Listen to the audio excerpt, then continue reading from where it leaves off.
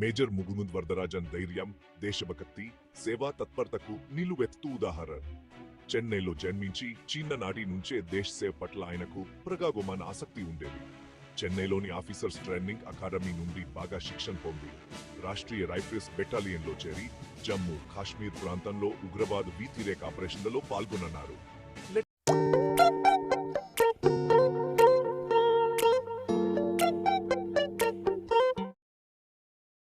Start the video. ఇది ఒక నిజమైన హీరో కథ. ధైర్యం, త్యాగం, దేశ సేవకు నిదర్శనం. మేజర్ ముకుంద్ వరదరాజన్ జీవితగా ఏప్రిల్ 12వ తేదీన తమిళనాడు జన్మించిన ముకుంద్ చిన్నప్పటి నుంచే దేశ సేవ పట్ల ఆకర్షణ కనబరిచారు. చక్కని విలువలతో పెరిగి దేశ రక్షణలో పాల్గొనాలని కలలు కన్నారు.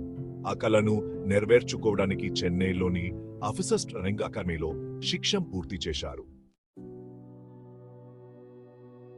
సైనికుడిగా మారణమారం OTA లో శిక్షణ పూర్తి చేసిన ముకుంద్ రాష్ట్రీయ రైఫిల్స్ లో చేరారు.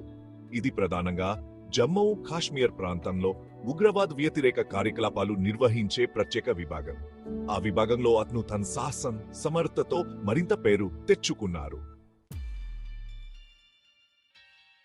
తీవ్రమైన ఆపరేషన్ ఇఖాన్సబోరా ఏప్రిల్ 21వ తేదీన ముకుంద్ షోపియన్లో జరిగిన ఒక ముఖ్యమైన ఆపరేషన్ కు నాయకత్వం వహించారు.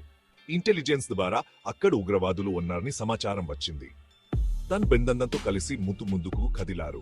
ఈ ప్రమాదం యొక్క తీవ్రతను తెలుసుకొని ఆ యుద్ధంలో ముకుంద్ తన ధైర్యాన్ని చూపించి 3 ఉగ్రవాదులను చంపి తన బృందాన్ని రక్షించగలిగారు.